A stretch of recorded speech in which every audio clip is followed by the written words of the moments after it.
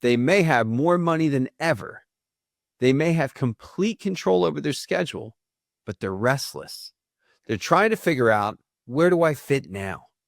I've seen versions of this more than once, and it is a reminder that the numbers never tell the full story. The owner may still be trying to answer a much more personal question. What do I do now?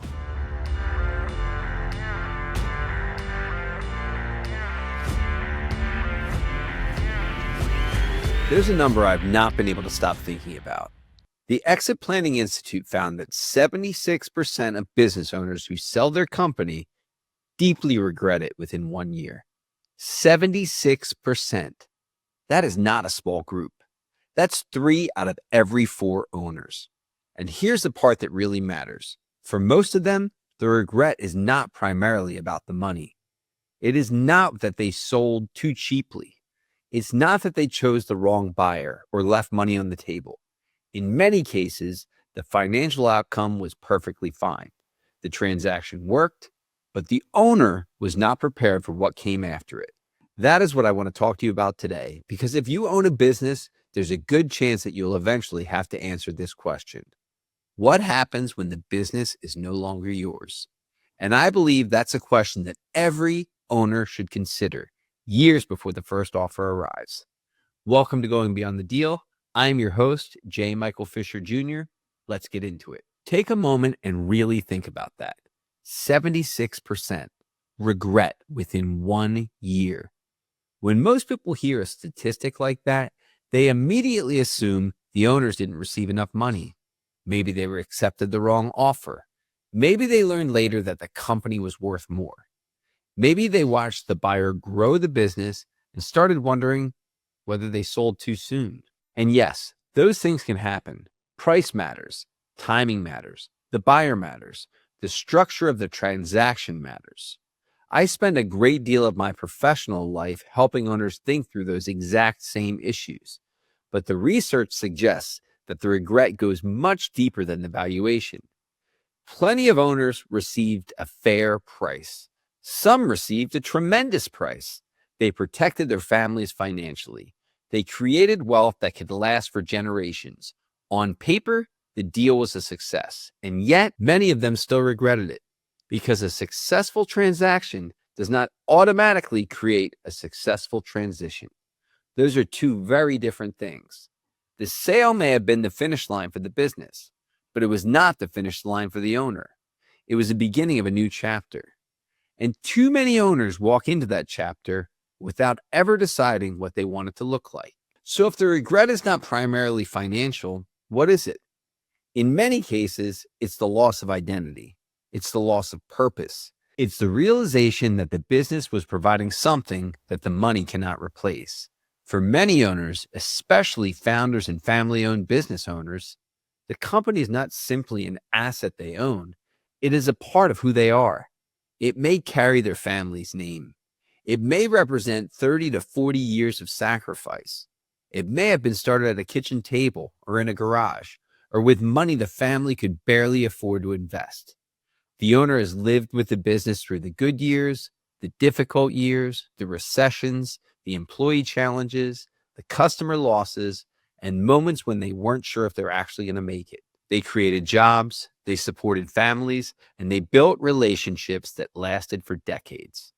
They became the person everyone called when a decision needed to be made. And over time, the line between the owner and the business can become quite difficult to see. The company becomes the first thing they talk about in the morning. It becomes the answer when someone asks, "What do you do?" It gives structure to their days. It gives them responsibility. It gives them a place where their experience, their judgment, and their leadership are needed. Then the transaction closes. The documents are signed, the wire arrives, everyone shakes hands. There may be a closing dinner, a celebration, and a tremendous sense of relief. But eventually, Monday morning arrives, and for the first time in decades, nobody's waiting for them. The phone may not ring the way it used to. No employee needs a decision. No customers need an answer. There's no problem that only they can solve.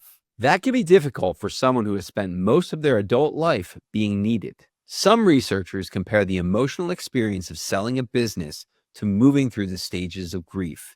That may sound surprising. After all, the owner chose to sell. They have received a life-changing amount of money. But grief is not always about losing something bad. Sometimes it's about losing something meaningful. And that is a question that doesn't get asked enough. Who are you going to be when this is done? When I speak with business owners, a great deal of the early conversation naturally focuses on the company. What's the business worth? What would a buyer find attractive? What are the risks? How dependent is the company on the owner? What would the tax impact be? What kind of structure would make sense? Now listen, those are all very important questions that need to be answered. A business owner should understand the rules of the game before entering the transaction. But there's another set of questions that may be even more important. What do you want your life to look like after the deal? What will you do with your time? Where will your energy go? What relationships do you want to strengthen? What kind of work will still matter to you? What will make you feel useful and fulfilled? And what parts of your identity have nothing to do with the company? Those questions aren't soft, and they're not secondary. They directly affect whether a business owner is going to feel successful after the sale. Because it's possible to win the transaction and still struggle with the transition. A good advisor should care about both. The goal should not be to simply help an owner get through a closing. The goal should be to help that owner step into what comes next with clarity, confidence, and purpose. You may have seen this happen yourself, even if you never put a name to it. An owner runs a company for 30 years. They're disciplined, sharp, decisive. Everyone knows who they are. Their calendar's full and their phone never stops ringing. They talk for years about slowing down. They say they want more time at home, more freedom, more time to travel, more time with their family. Then they sell. A few months later, you run into them and something feels different. They still talk about the company in the present tense. They still check their phone out of habit. They know what is happening inside the business, even though it's no longer their responsibility. They may have more money than ever. They may have complete control over their schedule, but they're restless. They're trying to figure out, where do I fit now? I've seen versions of this more than once. And it is a reminder that the numbers never tell the full story. From the outside, everything looks successful. The business sold, the owner was paid, and the transaction closed. But inside, the owner may still be trying to answer a much more personal question. What do I do now? And that is what the 76% statistic looks like in real life. It does not always look like a bad deal. Sometimes it looks like a very good deal, followed by an empty Monday. Here's where many owners get caught when you are deep in the responsibility of running a business. It's easy to believe that the sale will solve everything. You tell yourself, once I sell, I'll finally have time. I will travel, I'll play golf, I'll spend more time with my family. I'll relax, and I'll finally be free. And there's nothing wrong with wanting those things. You worked hard to create that freedom. But freedom from responsibility is not always the same as freedom with purpose. Money creates options. It creates security. It gives you control of your time. It can create opportunities for you and your family, for your community, and for future generations. But money can't decide what your life means. It cannot tell you where to direct your energy. It can't replace the satisfaction of building something, leading people, or being part of a mission that matters to you. Money is a tool, a very important tool, but it still needs a purpose. And that is why some of the owners who struggle the most are the ones who received exactly what they wanted financially. They got the number, the deal was good, there was nobody to blame, and yet something still feels missing. The check clears, but the questions remain, because it was never only about the money. Now, let me be clear. This is not an argument against selling your business. Selling a business can be one of the best decisions an owner can make. It can protect the company's future. It can create opportunities for employees. It can reduce risk for the family. It can allow the owner to enjoy the value they spent decades creating. I've seen owners move through a transaction and become more energized, more present, and more fulfilled than they ever were before. So what's the difference with them? They did not simply sell out of something, they sold into something. They had a vision for what came next. Not a perfect plan, not every detail mapped out, but they knew what they were moving forward. Maybe it was another company. Maybe it was investing in younger entrepreneurs. Maybe it was serving on boards, mentoring leaders, or supporting a cause, or getting involved in their community. Maybe it was finally being fully present with their spouse, their children, or their grandchildren. Maybe it was improving their health, traveling with intention, writing a book, or teaching other owners what they had learned. The specific answer will be very different for every person, but the owners who transition well usually have something meaningful waiting for them. They begin separating who they are from what they own before the deal closes. So when the company is no longer theirs, they do not feel as though their identity left with it. The proceeds are not the finish line. They are fuel for the next chapter. And that's the shift. Do not simply sell out of a business, sell into a life. So if you're a business owner and a sale may be somewhere in your future, even if it's 5 or 10 years away, start doing the personal work now. Don't wait until there's an offer sitting on the table. Don't wait until the process is quickly moving along and everyone around you is focused on getting the deal closed. Give yourself space to think honestly. Who am I outside of this business? What do I value? What kind of work still gives me energy? What relationships need more of me? What have I delayed because the company always came first? And most importantly, what do I want an ordinary Monday to look like when I no longer have to work?